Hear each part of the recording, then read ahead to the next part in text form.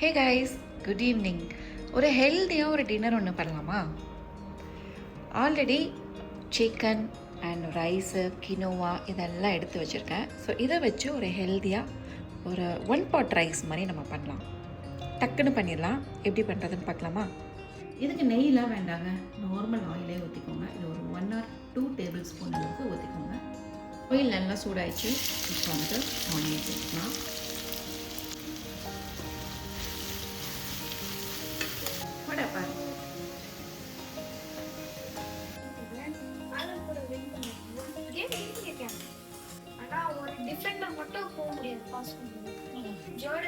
இதில் வந்து ginger garlic paste add பண்ணிக்கோங்க.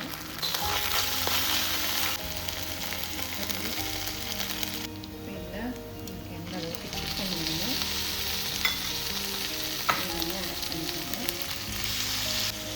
சால்ட் கொஞ்சம் ஆட் பண்ணிவிட்டு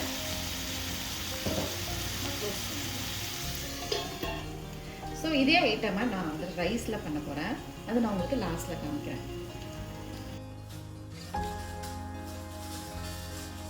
இன்னைக்கு ஒரு சீஸ் கேக் ஆர்டர் இருக்கு. இன்னைக்கு நாளைக்கு தான், பட் ஈவினிங்கே ரெடி பண்ணிட்டு ஃப்ரிட்ஜில் வச்சிட்டோம்னா சில்லுன்னு ஆகிடும். ஸோ ரொம்ப டேஸ்டாக இருக்கும். ஓகே, இப்போ சிக்கன் வந்துட்டு தண்ணி விட்டுருக்கு. ஸோ அந்த தண்ணியில் கொஞ்ச நேரம் கொதிச்சிருக்கு. ஸோ அது இருக்கும்போதே நான் வந்துட்டு மசாலா பவுடர் போடுறேன். ஒரு 1.5 டீஸ்பூன் அளவுக்கு போட்டுருக்கேன். அதுக்கப்புறமா 1/2 டீஸ்பூனுக்கு red chilli powder, 2 green chilli மட்டும் அப்படியே போடுறேன். ஸோ இந்த மசாலா வந்து இந்த தண்ணியிலே அப்படியே குக் ஆகிடும். ஸோ சிக்கனும் ஆல்மோஸ்ட் ஒரு 70% அளவுக்கு குக் ஆகிடுச்சு. ஸோ இருக்கிற தண்ணியில் அந்த பச்சை வாசனை போகிற அளவுக்கு வந்துட்டு குக் பண்ணிடணும். ஆல்மோஸ்ட் குக் ஆகிட்டு வேணும்னா லைட்டாக மட்டும் தண்ணி சேர்த்துக்கலாம். ஏன்னா ரொம்ப தண்ணி சேர்க்கக்கூடாது. ஏன்னா நம்ம ஆல்ரெடி வந்துட்டு ரைஸ் பாயில் பண்ணிட்டோம். அதனால் வந்துட்டு லைட்டாக சிக்கன் குக் ஆகிற அளவுக்கு மட்டும் கொஞ்சமாக தண்ணி ஊற்றிக்கலாம். இவ்வளோ தான், ஒரு 2-3 ட்ராப் அளவுக்கு மட்டும் ஊற்றணும். இப்போ செக் பண்ணி பார்க்கலாம். சூப்பராக ரெடி ஆகிருக்குங்க. சிக்கன் மட்டும் வெந்துருச்சான்னு பார்க்கலாம்.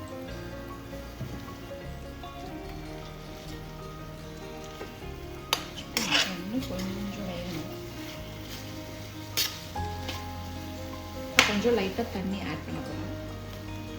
லைட்டாக அவ்வளோதான், 1/2 கிளாஸ்க்கும் கம்மி. இப்போ சிக்கன் நல்லா குக் ஆகிடுச்சு. தண்ணிலாம் ஓரளவுக்கு நல்லாவே வத்திடுச்சு. ஸோ நான் கினோவா வந்துட்டு பாயில் பண்ணி வச்சுருக்கேன். நல்லா எனக்கு இவ்வளோ 1/4 கப் அளவுக்கு மட்டும் எடுத்துருக்கேன். ஸோ கூட ஆட் பண்ணிவிட்டு அவ்வளோதாங்க, மிக்ஸ் பண்ணிட வேண்டியது தான்.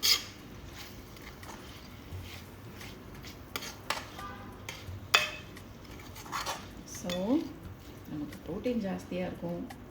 கினோவா வந்துட்டு கம்மியாக போட்டிருக்கேன். இட்ஸ் ஓகே, எனக்கு இது போதும்.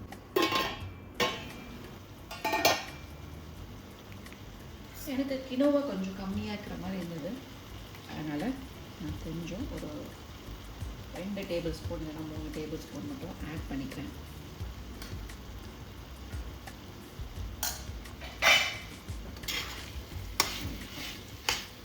இதில் வந்து நான் நெய் சேர்க்கல,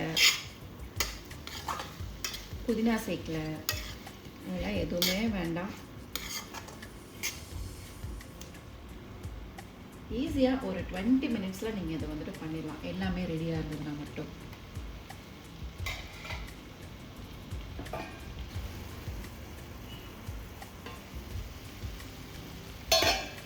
ஸோ இது மேலே நல்லா கருவேப்பிலை கொத்தமல்லியை வந்துட்டு நல்லா அள்ளி போடுங்க. நம்மக்கிட்ட ஆஸ் யூஷுவல் கொத்தமல்லி இல்லை, அதனால் நான் வெறும் கருவேப்பிலை மட்டும் போடுறேன். So that's it guys, it's ready. சூப்பராக இருக்குது. கண்டிப்பாக டேஸ்ட் பண்ணி பாருங்கள். பாயில் பண்ணி வச்சுருந்தேன், அதை நான் வந்து இதில் ஆட் பண்ணிக்கிறேன்.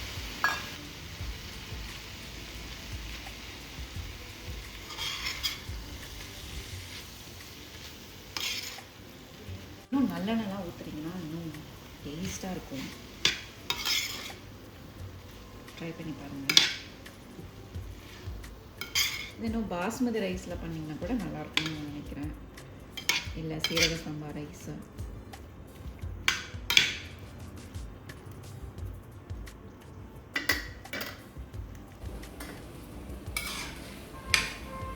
இதுக்கு புதினாலாம் எதுவுமே போட வேண்டாங்க. ஜஸ்ட் வீட்டில் என்ன இருக்கோ, உங்களுக்கு என்றைக்காவது லேசியாக இருக்குது பட் சிக்கன் இருக்குது, குழம்புலாம் பண்ண வேணாம், சப்பாத்திலாம் பண்ண வேணாம் அப்படின்னு நினச்சிங்கன்னா இந்த மாதிரி ஆஃப்டர்நூனே ரைஸை வந்துட்டு பாயில் பண்ணி வச்சுடுங்க. ஸோ நைட்டுக்கு வந்துட்டு அப்படியே அந்த ரைஸ் எடுத்து இப்படி போட்டோன்னா முடிஞ்சு. எனவே நம்ம ஊரில் சிக்கன் மசாலாலாம் நமக்கு கிடைக்கும், ஈஸியாக அவைலபிளாக இருக்குது. அதனால் நீங்கள் வந்துட்டு அப்படி யூஸ் பண்ண மாட்டேங்க. டேஸ்ட் பண்ணி பார்க்கலாமா?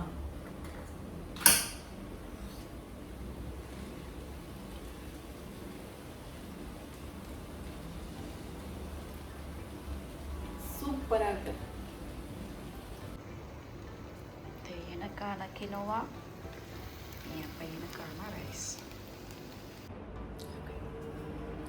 ஆல்ரெடி